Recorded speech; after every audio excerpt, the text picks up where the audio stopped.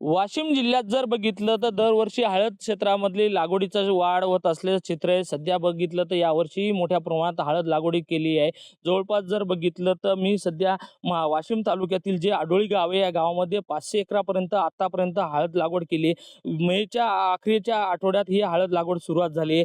जवळपास अनेक शेतकऱ्यांना अपेक्षा होती जून महिन्यात सुरुवातीला पाऊस येईल आणि पावसाच्या पाण्यामुळे या हळदीला कुठेतरी तारलेलं जाईल. मात्र सध्या परिस्थिती पाऊस हा लांबणीवर गेला, त्याच्यामुळे शेतकरी हा पूर्ण अडचणीत आला आहे. आपल्यासोबत काही शेतकरी येतात, त्यांच्याकडून जाणून घ्या नेमकीच कधी पेरणी केली, आता पावसाची काय परिस्थिती आणि पाणी कुठून चालू आहे तुम्हाला? पाणीच नाही आम्हाला. पण आता या ज्या वरच्या पाण्याच्या हिशोबावर आम्ही पेरणी केली ती 1 तारखेपासून 27-28 बी काही चालू झाले आणि आता लोक बी पाण्याची वाट पाहत आहे. तारखे लांबतच चालल्या वर पुढे की बा काही सांगण्याच्या हिशोबावरून असं होतं की मान्सून लवकरच येणार आहे. 7-8 तारखेलाच मान्सून येणार आहे. अजूनही बी मान्सूनचा काही हे नाही. तर आता जरासं आम्ही चिंतेत आलो की पेरणी तर झाली. जवळपास गावातील सर्व पेरणी होत आलेली आहेत 12 नाही. तर 75 ते 80% पेरणी झालेली आहे. ही या पाण्याच्या हिशोबानंच. पण आता पाणीच नाही येऊन राहिलं आणि तारीख पुढे आणखीन लांबाच लागली, की बा 15 येते, 14 येते. असं चालू आहे. आता त्याच्या भरोश्यावरच आहे सगळं. हे आता विहिरीत काय पाणी-गिनी काही नाही. नक्कीच आता मला सांगा, पाणी जर अजून लांबलं तर काय परिस्थिती होईल तुमची? काय आता याच्यात एवढं नुकसान होईल, की आतापर्यंत एकरालेच 70,000 ते 80,000 रुपये खर्च आला. तर याच्या पुढचा राहिला. पण हे जर वाळला सुकून गेलं बेनं, तर काहीच नाही होणार. नक्कीच हो, आपल्यासोबत हो. अजूनही काही शेतकरी आहे गावातील. दादा मला सांगा, आडोळी परिसरात 500 एकरच्या जवळपास हळद लागवड केली.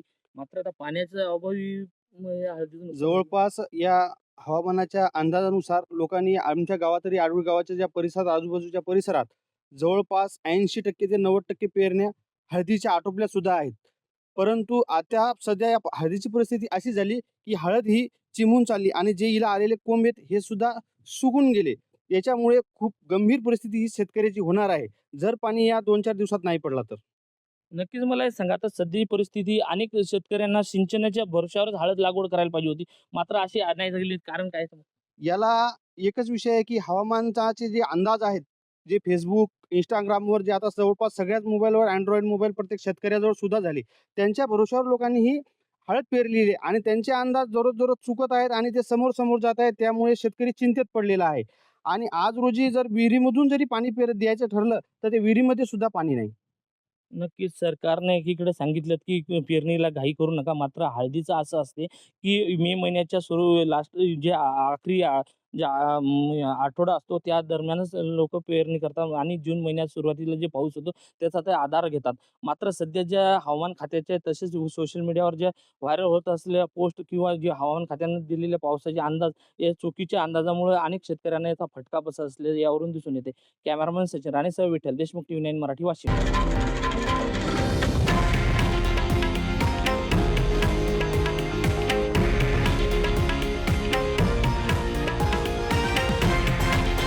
हे आहे देशातील नंबर 1 न्यूज नेटवर्क आणि आपण पाहत आहात TV9 मराठी, एकमेव.